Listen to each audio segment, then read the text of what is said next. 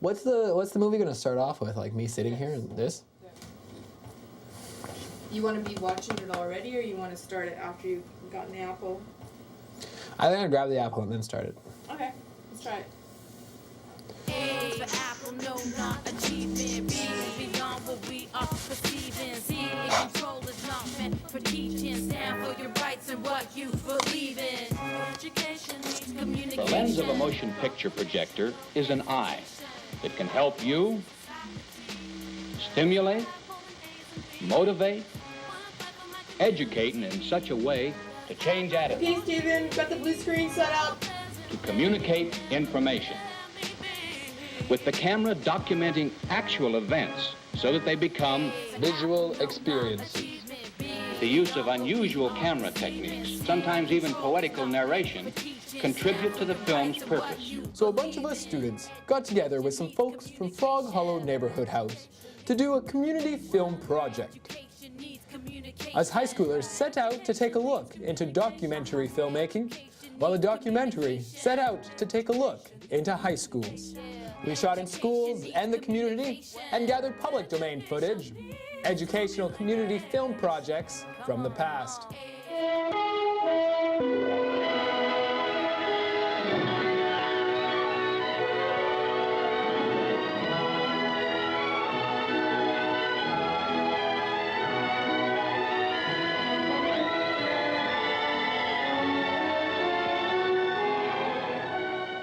At the heart of our struggle to maintain and strengthen a democratic way of life are the nation's schools. Public education, the way we know it, is less than a century old. That the idea that we would have particular buildings dedicated, that we would have a formal curriculum with a whole series of tests and exams, what we've been doing is progressively institutionalizing that idea. Not always recognizing that sometimes in the institutionalization of that, we do damage to our notions of education.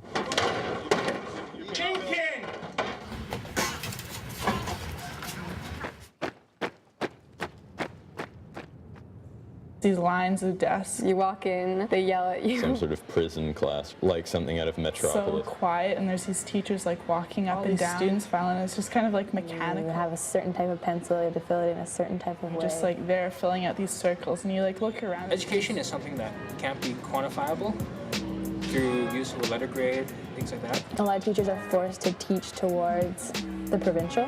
It constricts what they can do with the curriculum. It's so intense for that one little hour, and this is what a lot of your mark depends on, right?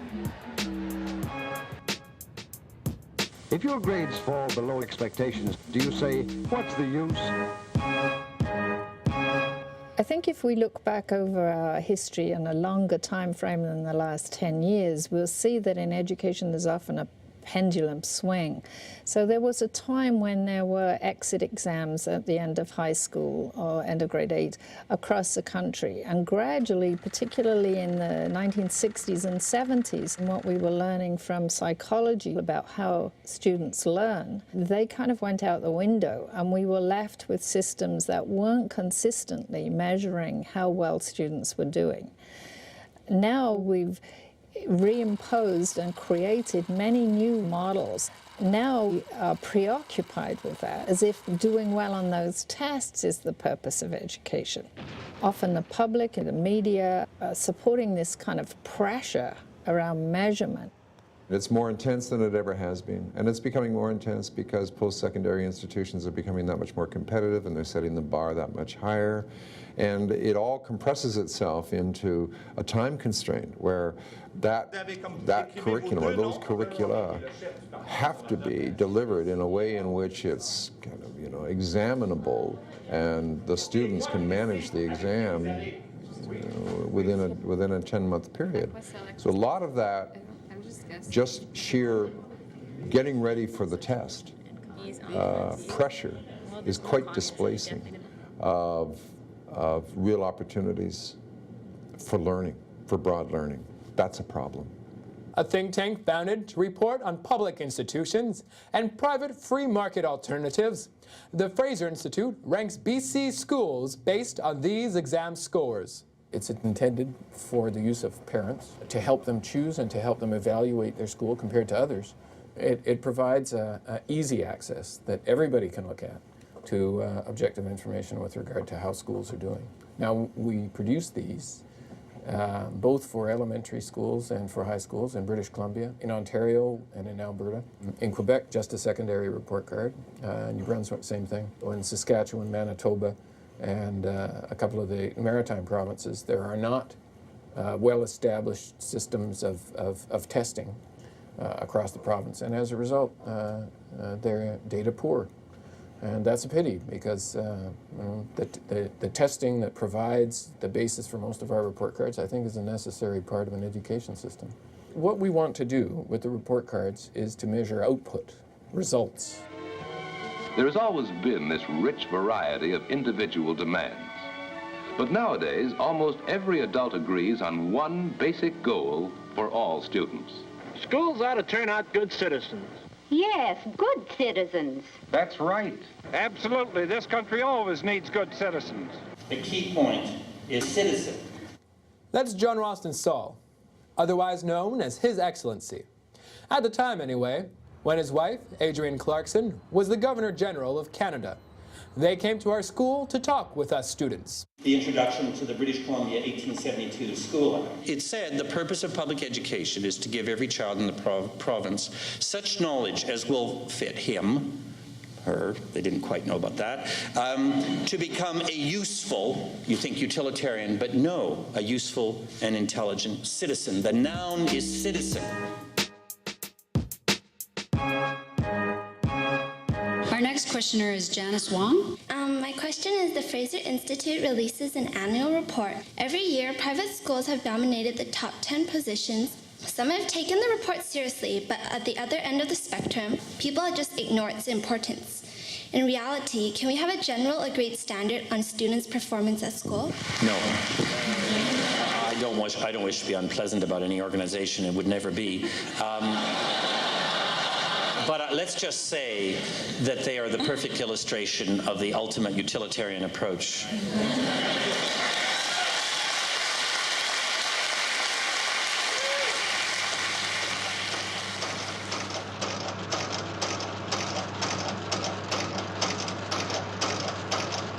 Fraser Institute is an embodiment of something that pervades the Western world, that you want to be able to have a consumer rating. Simple answers to complex questions can be very seductive. Graduation rates, exam results are proxy answers to the question about what is a good and worthwhile life and how do we go about getting to that. Higher standards of living, limitless bounty for the taking. You know, it's a funny thing about education. A lot of people view it saying, oh, well, you can't talk about education as a service, you know, like grocery stores. If you have a provider, the local public government-run neighborhood school, that is not meeting the needs and aspirations and requirements of its constituency, then it deserves to do one of two things: change or close.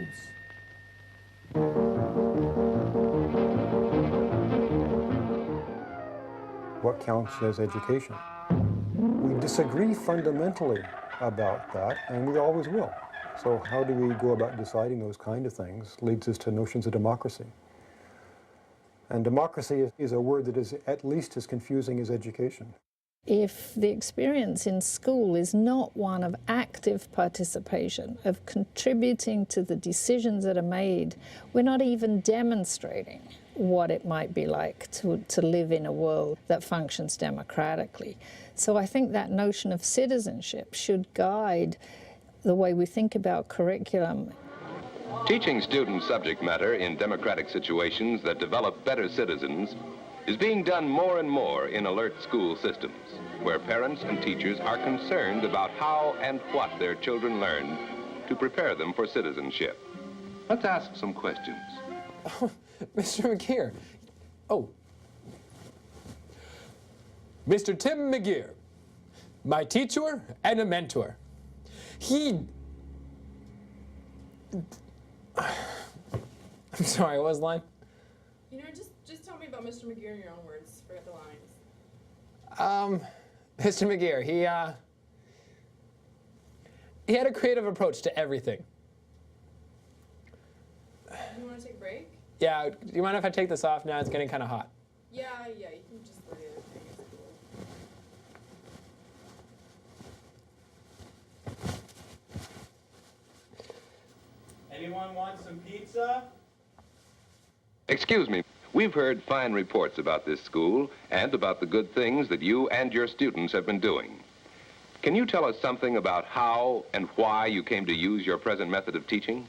Well, that's a pretty big order. I might tell you how I first became interested in trying it out.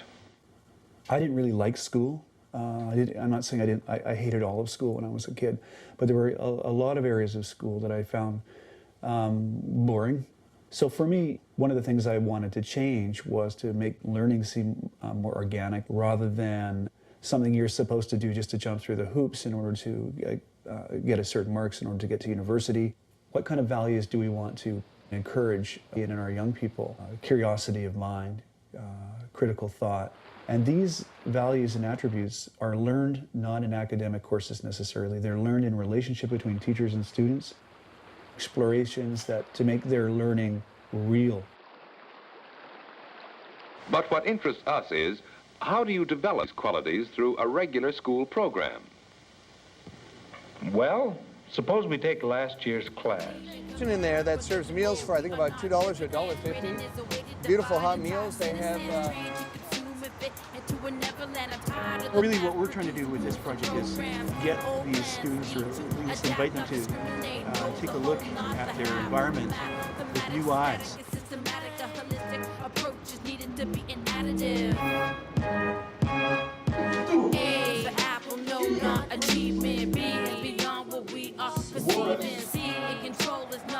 For teaching, stand for your rights and what you believe in. You have no right, man. They're good people. You just gotta get to know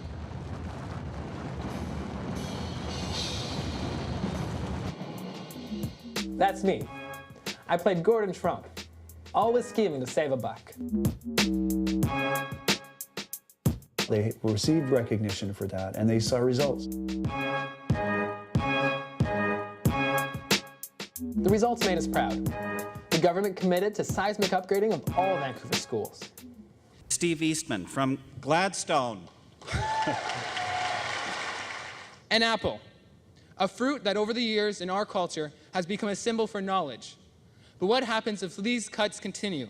This is what we're left with. This is what we're all entitled to. Which one do you want to feed your children?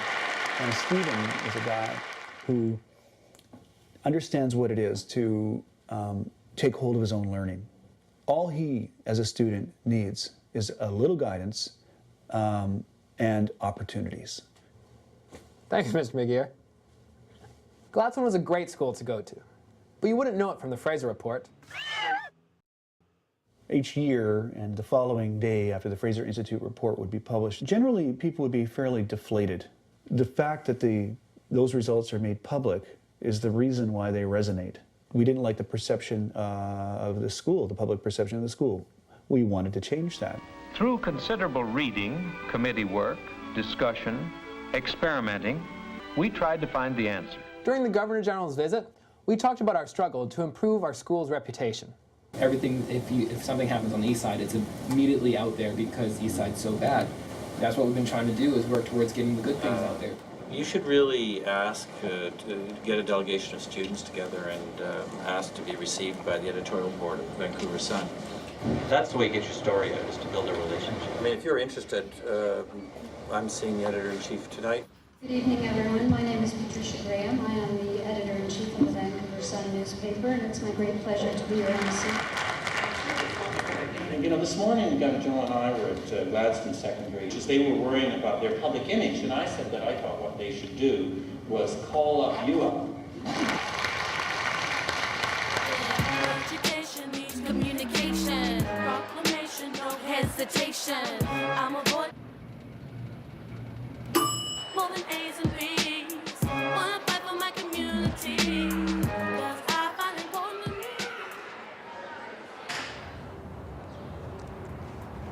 I thought it went okay, I guess. Better than expected. less hostile than expected. Not only did we present a problem, but we presented a proposal, and she was really happy with that.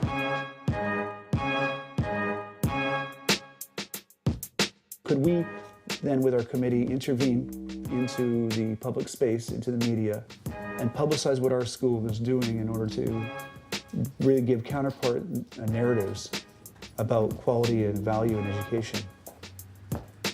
CPW, I got like 6 or like 7 points to go through. We have the power to decide which articles we like. We have to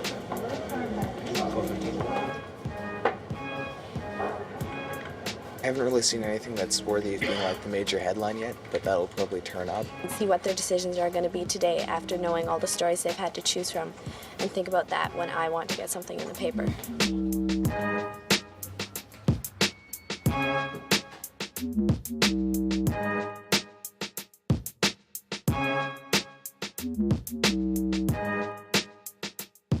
Students researched and wrote a 3-part series asking, what is an educated person?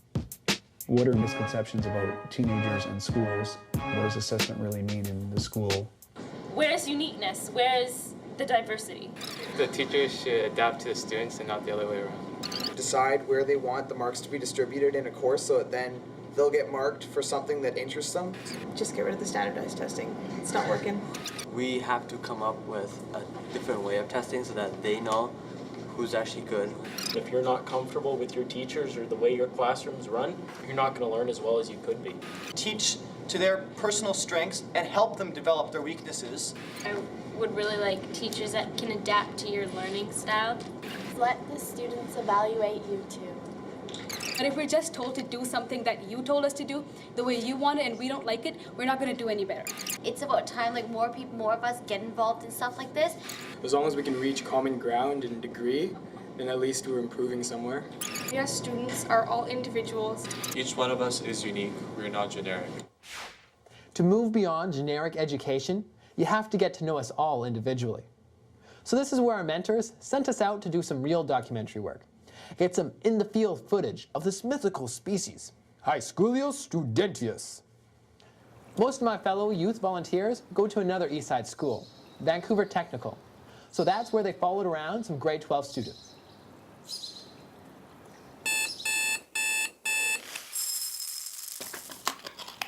Forecast mostly sunny skies today with brisk easterly winds. No, I don't just sit around and watch TV all day or eat chocolate. You know, I'm active. You know, I do stuff.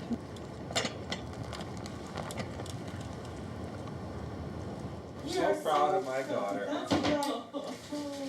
Oh, puppy.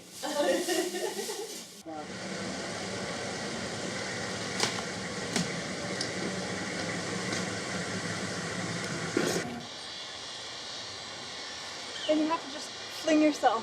And I totally can't do it. Sure.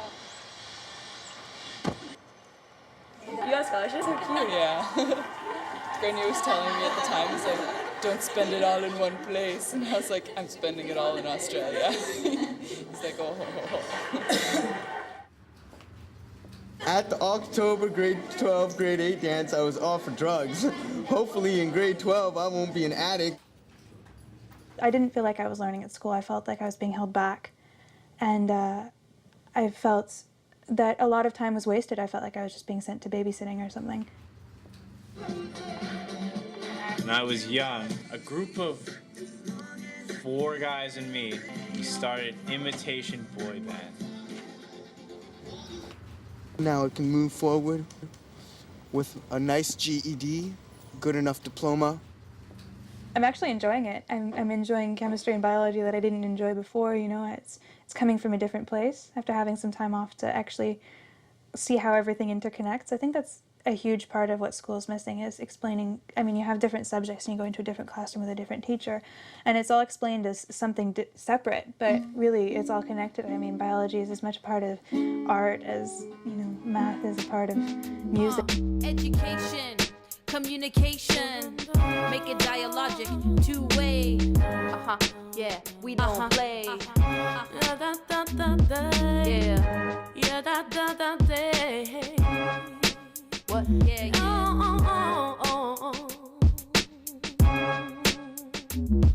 What?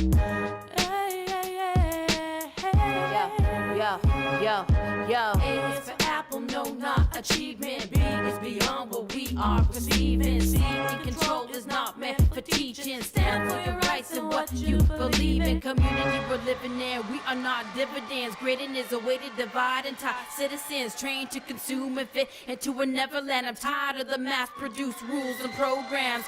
Old plans need to adapt, not discriminate. Know the whole, not the half of the mathematics. A static and systematic, a holistic approach is needed to be an additive. A is for apple, no, not achievement. B is beyond what we are perceiving. C in control is not meant for teaching. Stand for your rights and what you believe in. The majority of students that graduate from here have a very good foundation to be successful in whatever they choose to do. But yet if you looked at the school and the rankings, it doesn't show that. You know, it doesn't show the kinds of caring things that go on in the school every day, the kinds of activities and the volunteerism that happens. You know, it's a tough thing to try and get out there because you can't put a number on it and show vandalism rates or improvements in scholarships or volunteer numbers go up or down. But it's really hard to put numbers on something. Everybody wants numbers on something that you can't put a number on. But the amount of hugs I got today. It's like what percentage of the grade 12 students are taking History 12 or Physics 12 or whatever. That's part of the Fraser Institute's ranking schedule. But what it doesn't take into account is that you could have a small school that offers very few courses to students where you're going to get a high percentage taking History 12 because there's no other courses to take. Another school that offers a very comprehensive program, whether it's in visual arts, whether it's in mechanics, you know, a whole range of activities, well, there's no measure that the Fraser Institute has for that. So rather than recognizing the value of the program of the school that has this comprehensive offering, that school, in fact, is somewhat penalized because fewer proportions of students are taking those examinable courses. Academic areas are those in which there are data available. And in many cases, there are very, very few data that have to do with achievement in fine arts or physical education or other things. We're looking for data that is objective. And by that we mean assessments are marked by people who not only do not know the name of the student who wrote the test, but they also do not even know which school it came from. We look at objective information provided in most cases by ministries of education that reflects student achievement at the school level. Objective, Well, when we learned about documentary filmmaking, we learned there's really no such thing as objectivity. Behind the eye, there must be a brain, your brain, making the selection, choosing the perspective that serves your goals. Anytime you present a selection of information, you're being subjective by placing emphasis on that moment, on that piece of information.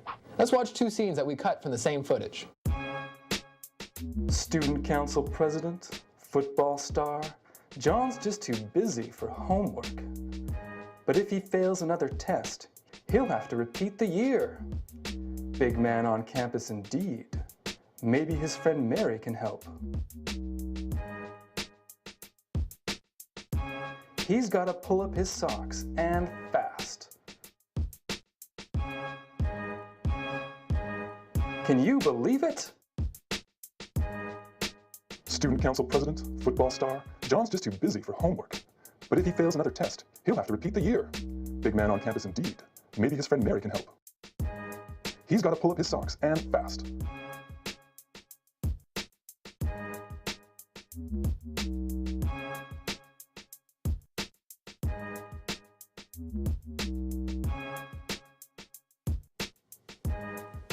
Can you believe it?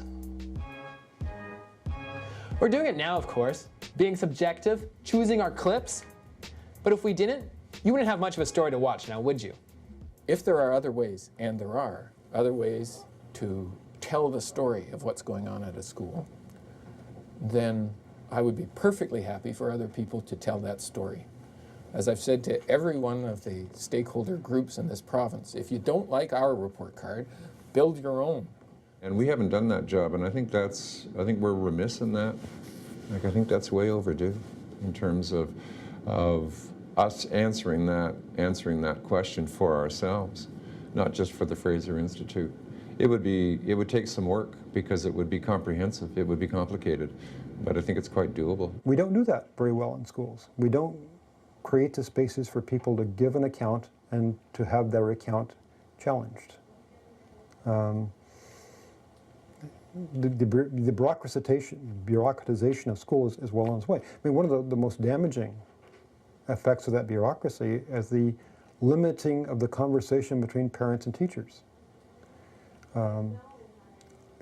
That should be an ongoing conversation all the way through their schooling. It should be not limited to 10 minutes 3 times a year in parent-teacher interviews. I think any time that you create a learning framework where students are having to display their knowledge in a public way, that becomes an authentic kind of an assessment. Sometimes they're doing documentary at school here, and they really put themselves in there, and they were able to tell their story.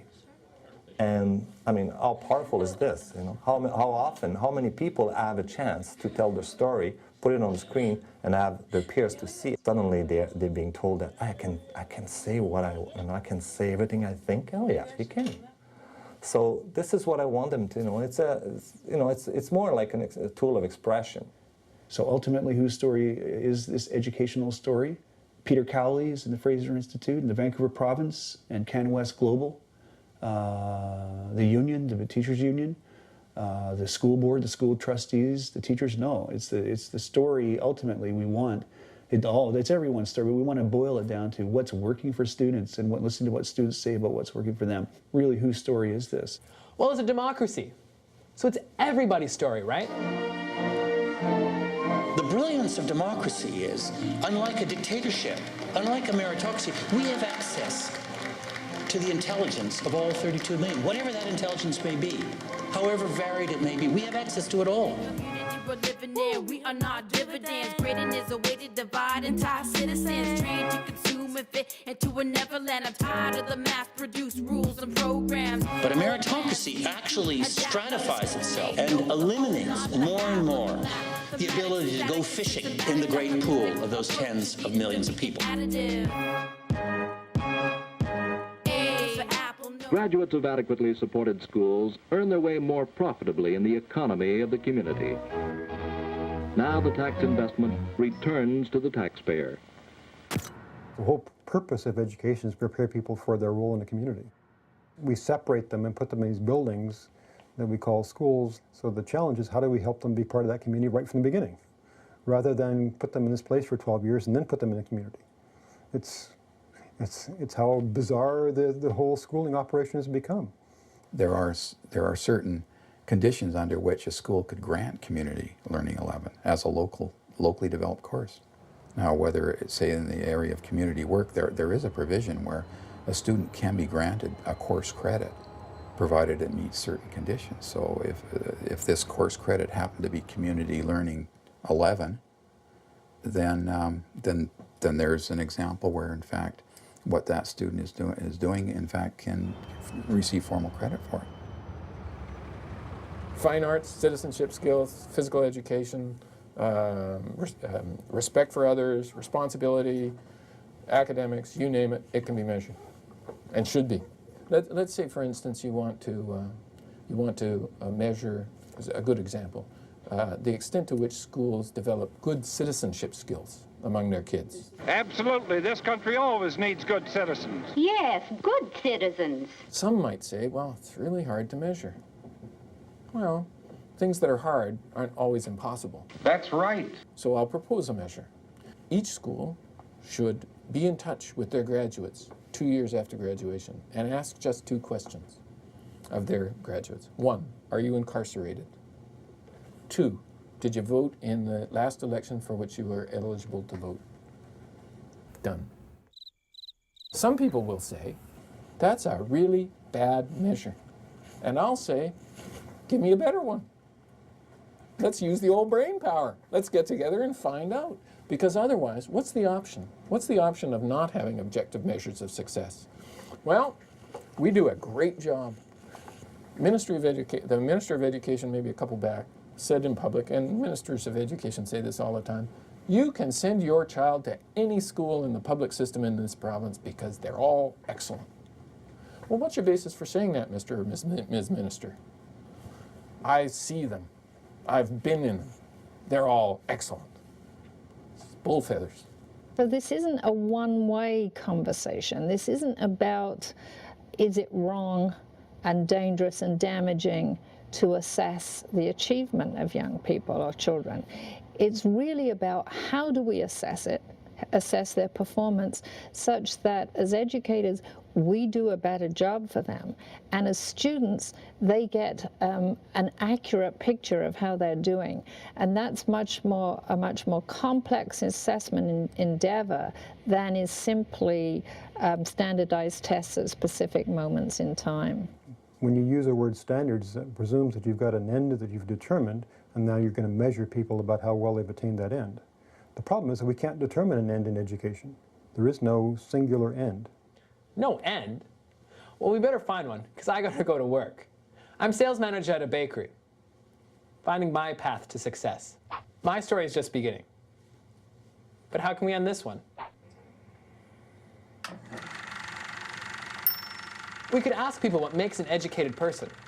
That's the wrong question, because no one has ever finished educating themselves. They're always in the process of educating themselves. Okay, educating person. Someone who knows how to survive. Also an attitude towards life. Somebody who integrates the knowledge and their curiosity and their zest for life. Basically someone that can pass on what they know. Someone who tries to keep abreast of the times. You keep well informed in a whole range of areas. Who isn't afraid of sharing their opinions. Who can take learning into their own hands as a fully engaged, awake, aware, three-dimensional person. Criticize, but also take yourself and put yourself in different positions and criticize yourself.